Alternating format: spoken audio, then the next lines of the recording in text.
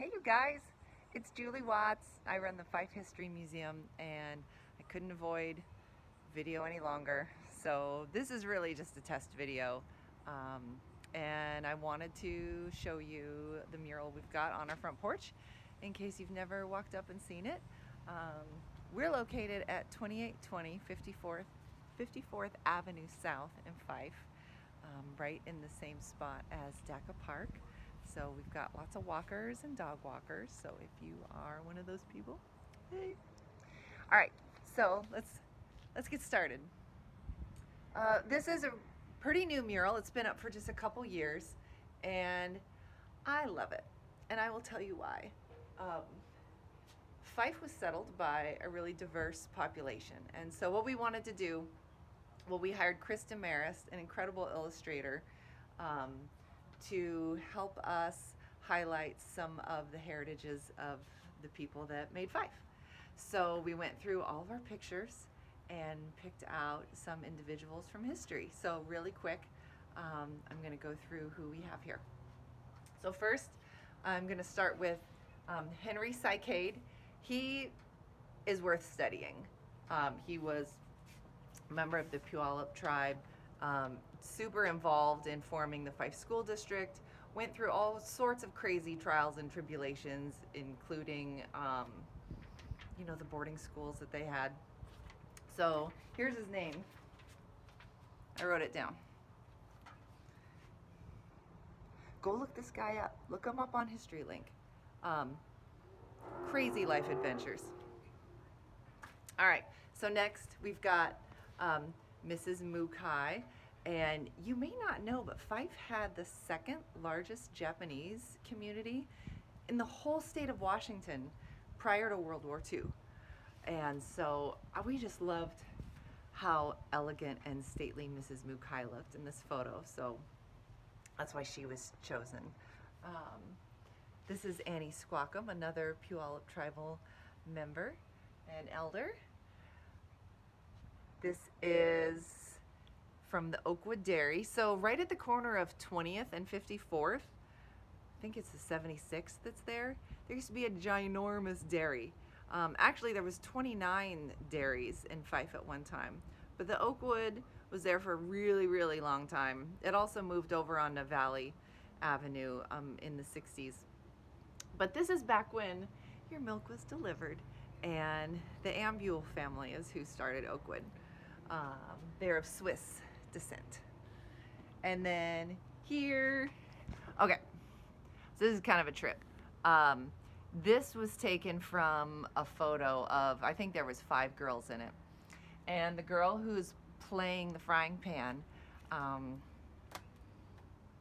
that's Helen Peterson, and she and Sarah Garman were the 2 first graduates of Fife High School. They graduated in 1916. It might seem kind of weird because Fife, the first year of school in Fife was 1899 in the woodshed. So it seems like, oh, how come there weren't any graduates till 1916? It's a whole nother story. This was still huge. I mean, everybody was a farmer of some sort here at that time. And so school you kind of went to when you weren't needed on the farm. And maybe you went to 8th grade. So that's Helen and her buddy back here. We are super fortunate. Her son showed up, and he's 94, and he brought her like picture album from when she was in high school. So we're talking, there's pictures from her life here in Fife, 1914, 1915, 1916. So this is one of the pictures where her and her friends went to, they like took the Model A up to Redondo for a picnic. And so her friend back there is like pretending to drum on what might be a ukulele case. And I have a sneaking suspicion why that might be. And that leads us to the next section.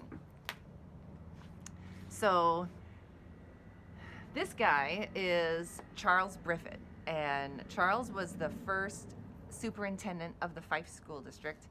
He showed up sometime in the teens. He came from the Centralia, Chehalis area. from a manual training school. So when he got here, very big on using your hands, teaching the students. You're giving them opportunities to learn how to work with their hands. And so what you see here, again, this was a picture that had a lot of students in it with their ukuleles. Hawaii was big at the time, Hawaiian music, and so he had the kids build their own wooden ukuleles, like from scratch. And we have one of those ukuleles actually here in our collection, so at some point you'll either come see it or I can do a video and show you guys. But they were incredible looking. Like, the craftsmanship the students did was like ridiculous. Could you imagine just making ukuleles? Okay, a couple more. We've got, okay, so you guys, the Fife Fountain used to be in the center of the intersection of 20th and 54th. Like, you drove around it. Like, that's where it used to be back in the day, 100 years ago. So that's what we have there. And then, oh yeah, last one. Okay, so this was George Lawler's place. George Lawler was a businessman up in Tacoma, and it was like 1910-ish, and he's looking down at the tide flats that a lot of people looked at and said, you know, there's no opportunity there. And he decides, nah, I think there is. So he bought a bunch of the land and started planting bulbs. And because of the alluvial soil, all of the ash and the nutrients from Mount Rainier and the lahars that have flowed down here, Fife is incredibly, it just got incredible soil. It can grow anything. So major exporter of bulbs, because we had the interurban electric train that went through Fife from 1902 to 1929. We were one of the first, like, our bulbs went to the Midwest before like anybody else's. So, and okay, so there's this postcard made. So I've seen pictures of his house. You know how people like look better on TV than in real life? It's kind of how this postcard is. Look at this place. Actually, Chris did a really good job painting it, but I'm just telling you, it didn't look that magnificent in real life, but that's okay. And this, it's torn down, but it was on 54th, past the Poodle Dog, like you're going down towards Taylor, like you're going towards like Milgard. Actually, it was right around there. Let's see, what else was I gonna say? Maybe that's it, since this is just practice. Anyway, thanks for watching. There might be more of these. There probably will be, and they'll probably even be better. So if you have any questions or comments, leave them below, and I will, when I get up the gumption to show you something else, I'll see you again. All right, bye.